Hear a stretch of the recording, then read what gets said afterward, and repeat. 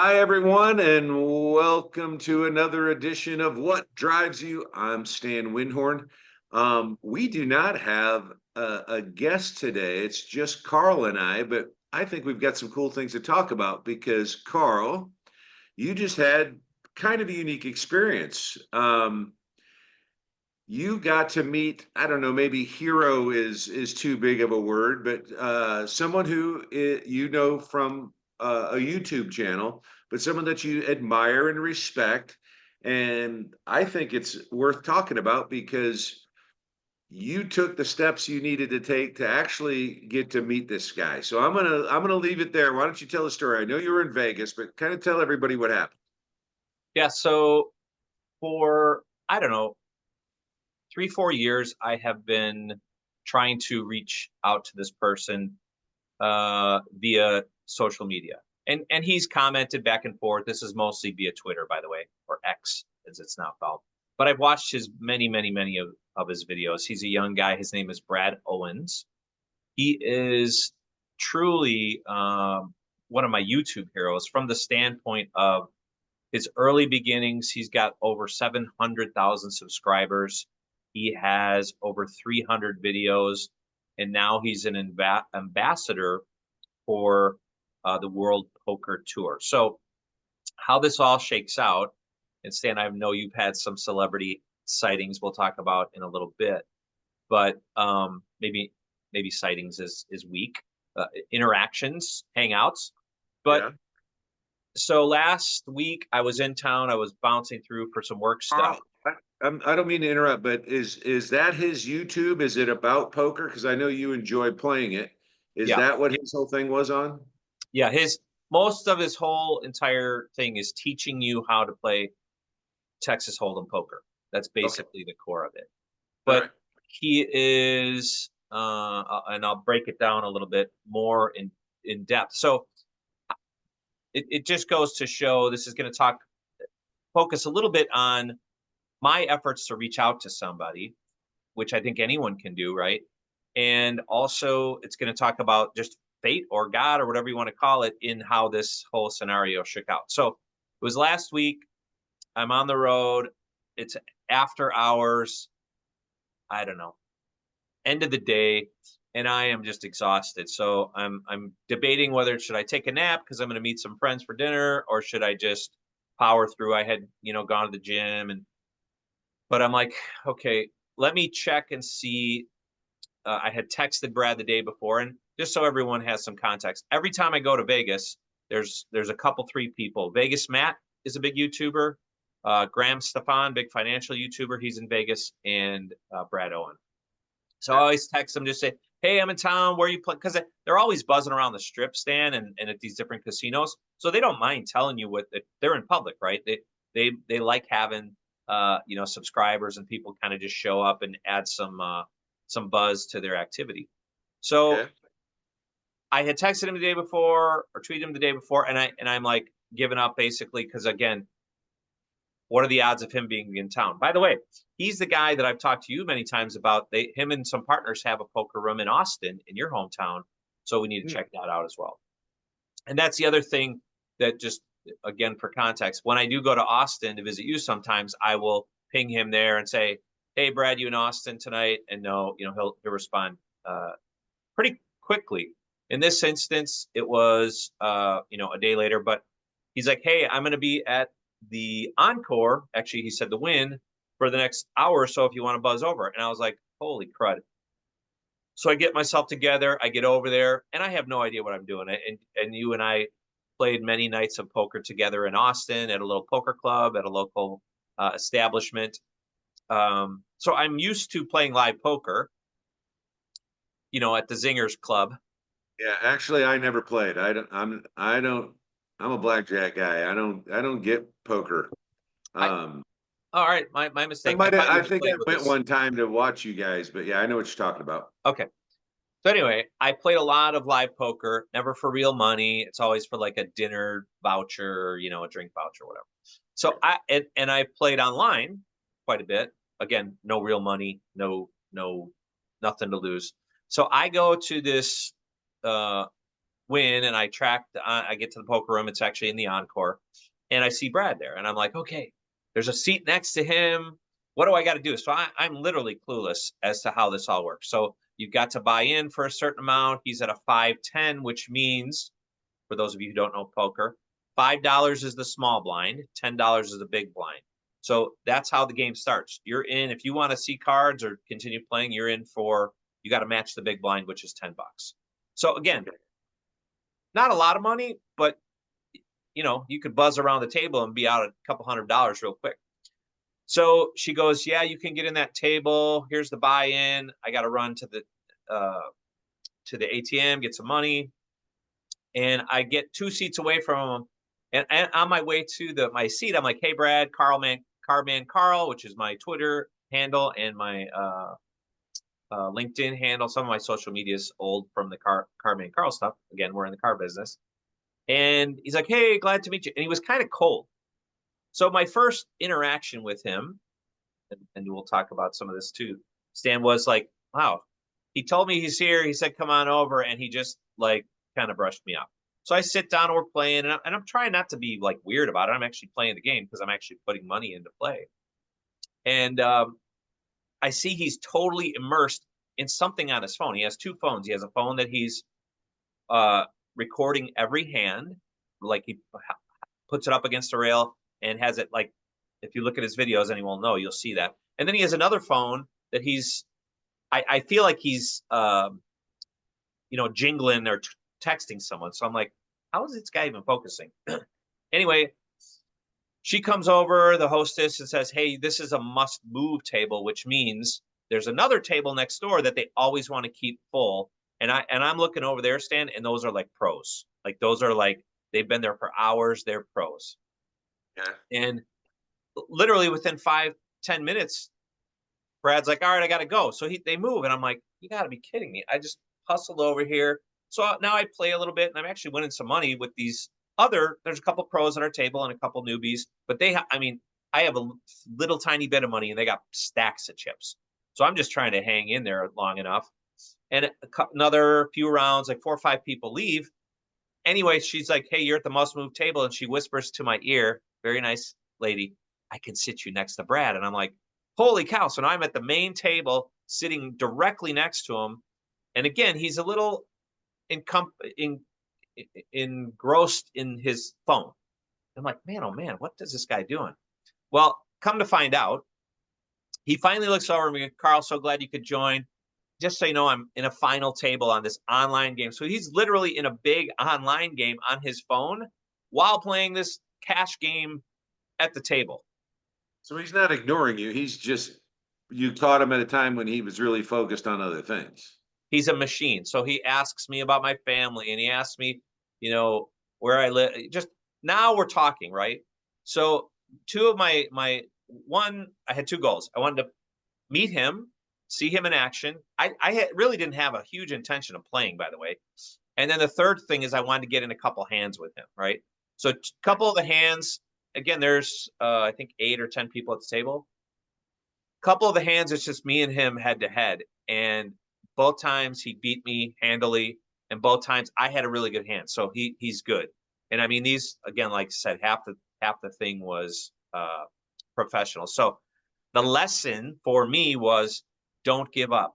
If you're trying to reach out to people, again, not in a weird, creepy stalker way, like we have a YouTube channel. We're on episode number, I think 41 or 42 here.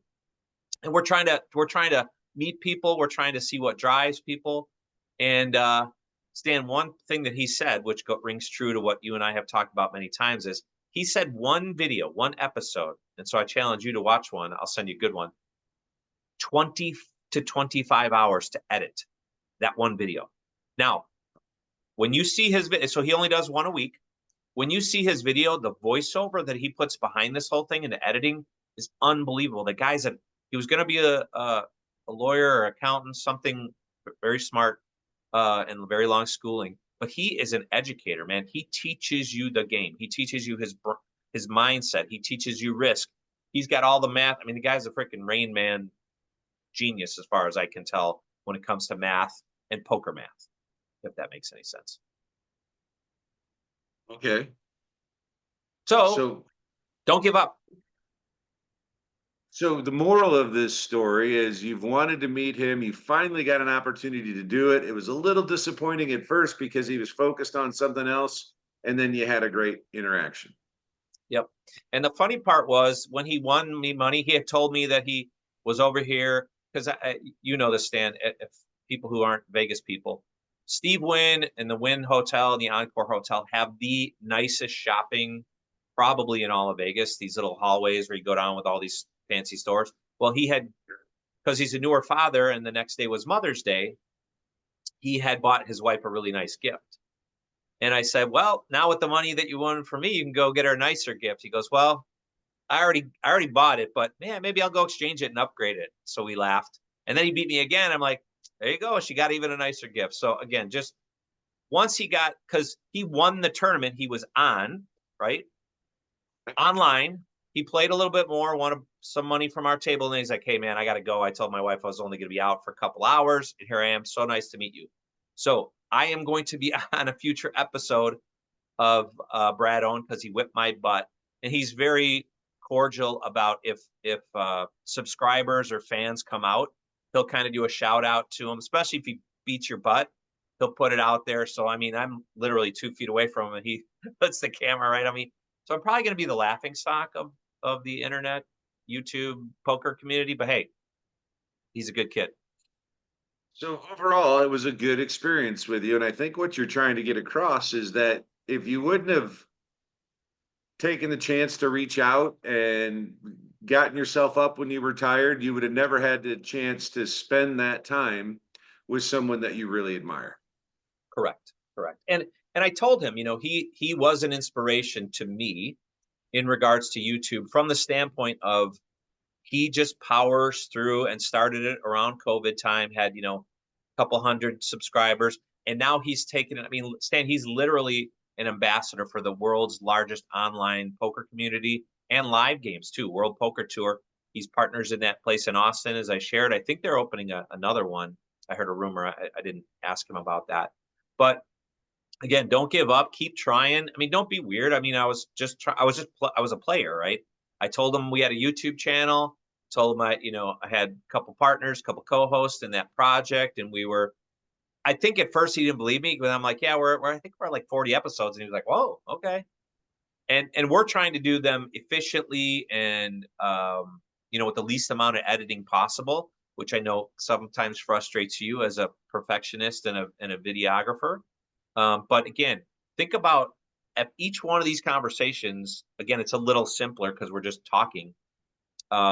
Took us 20 hours to edit, I'd lose my mind. Yeah. No, I get it. Well, maybe by the time he was doing those kinds of videos, he had the means and a staff and stuff. I don't know, but so It's all him. that's cool, man. It's nice.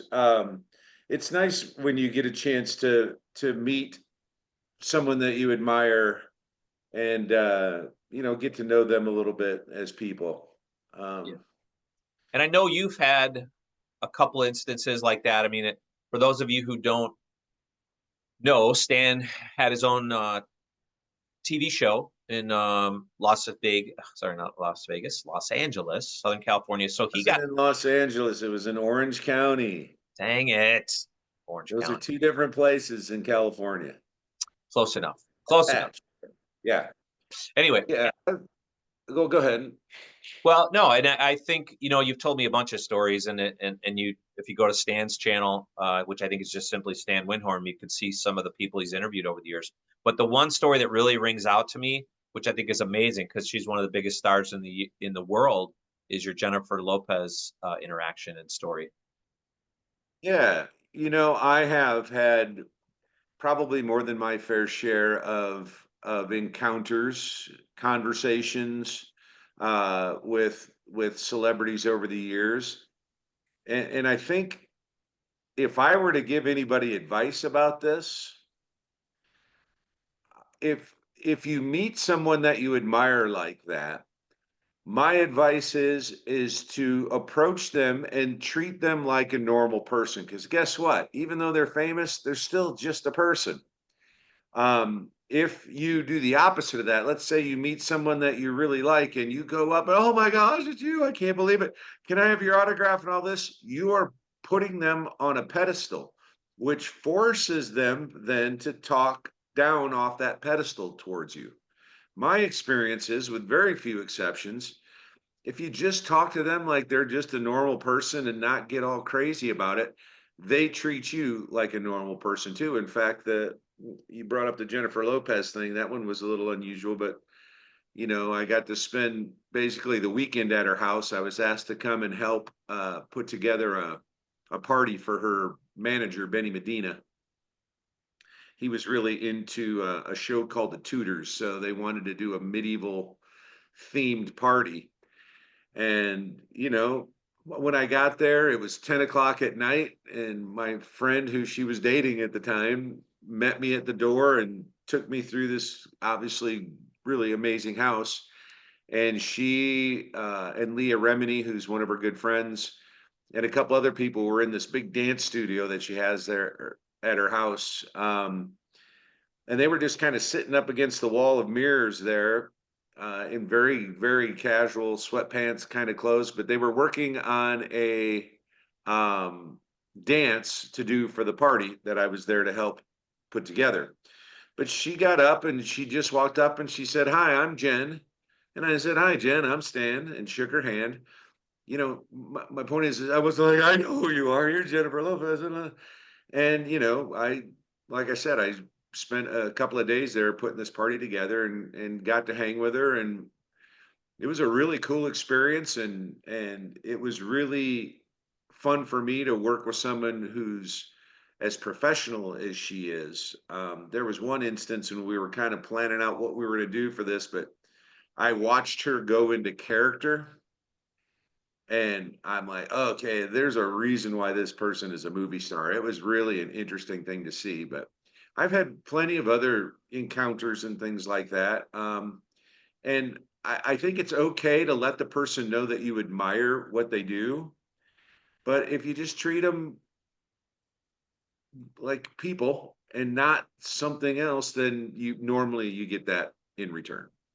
So Yeah, and that's, I think, the blessing and the curse of celebrity, right? You most of us would want the benefits of the fortune, the accolades, the benefits, but you know, you've got to, again, I think in her instance and Brad's instance, they just treated you like a normal person, and we're grateful that you follow them, you watch their movies, you listen to their music, and as long as you don't get up in their grill and demand things, I think maybe it just that most people, I think, um, are kind, right, and appreciate, they're humble, right. So I yeah, haven't met too many that aren't.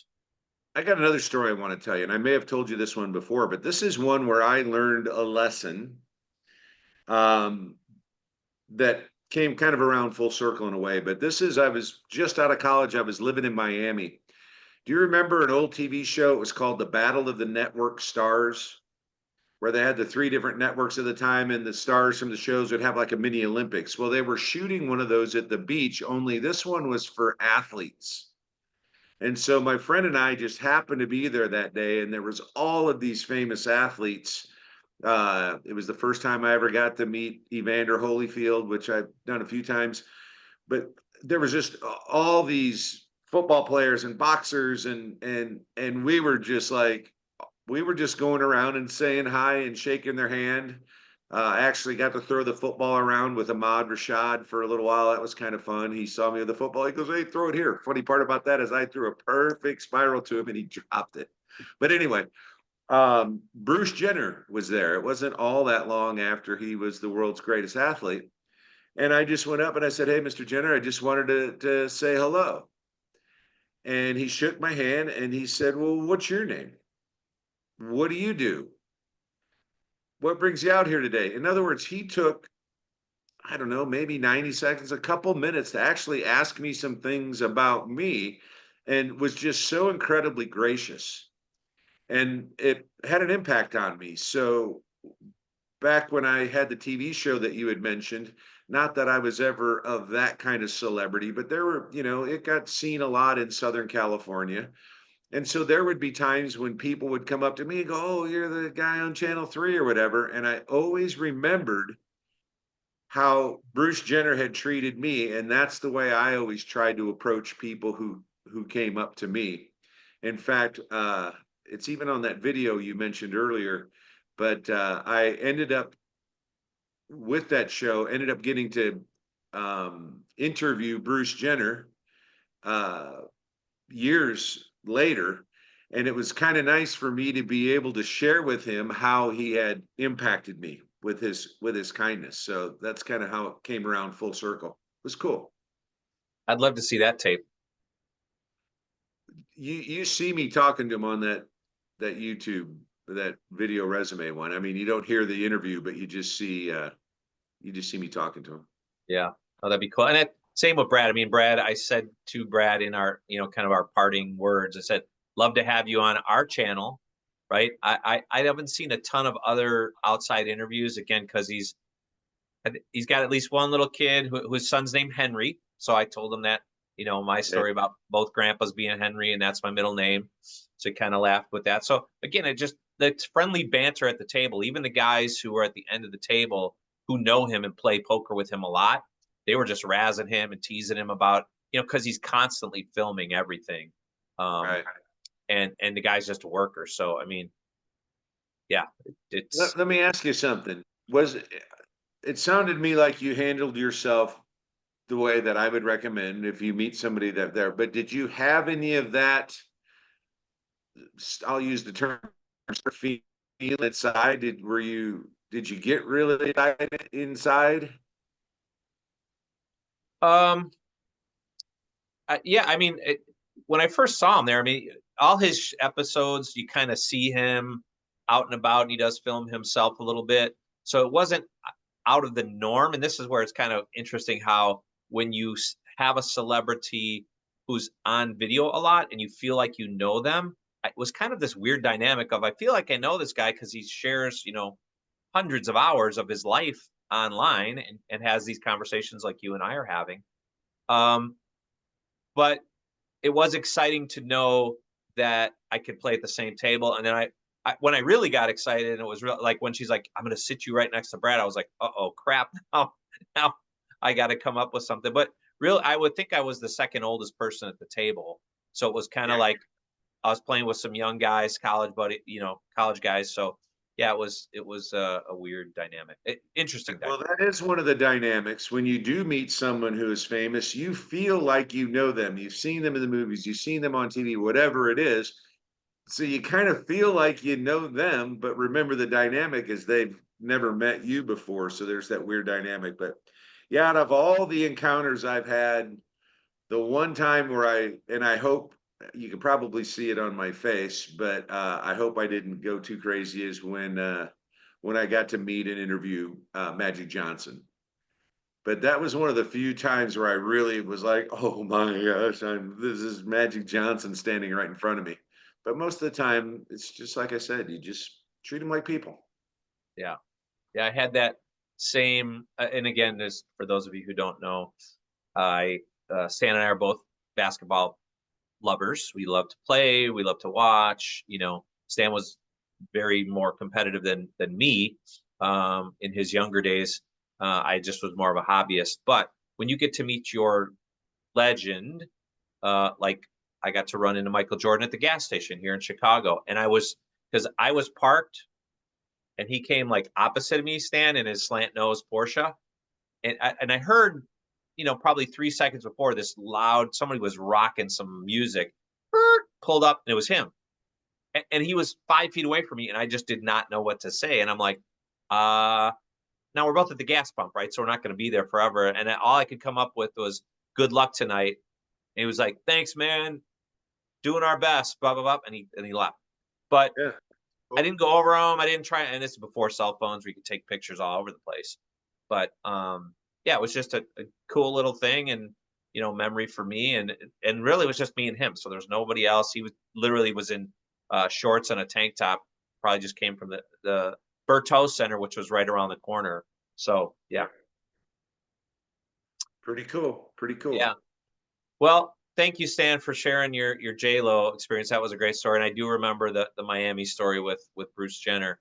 But yeah, Brad, there's so many people that I don't know, Stan, if you have it actually written down, but I've got a list of like 50 to 100 people that I want to get on our channel. Again, we got to work our way up and start small because again, we're just trying to figure this whole YouTube thing out. And again, encourage, educate, and entertain. And I would tell you from an encouragement perspective, if you are in the YouTube game or if you're in the content creation game, if you're in the sales game, I mean, this is really a sales thing. Do not give up. Continue to follow up. Continue to. It may be years before you meet this person. One of my earlier ones, who I've been in contact with many, many years, is Craig Newmark from Craigslist, the founder of Craigslist, and still have yet to meet him. I'm trying to get him on the channel. I'm love to just say thank you for all he's done for the world. Never hurts to ask. Never hurts to ask. And he hasn't said no. So that's again another learning you and I talked about earlier is what's the worst somebody could say? No. Right. Most time.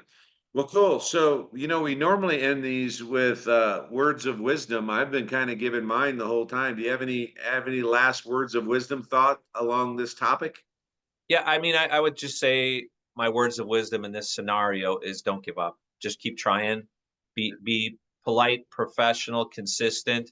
At some point, someone's going to see your tweet or your post or your whatever, and you may cross paths in Las Vegas. I mean, he lives there, so it wasn't that big of a stretch to bump into somebody who lives in a town. But yeah, just again, persistence. Don't give up would be my words of wisdom. Never give I up, like as Churchill said. never surrender. All right. Well, good job, Carl. Good talking to you. And everybody, we'll see you on the next edition of What Drives You. Thanks, Stan. Hey, buddy.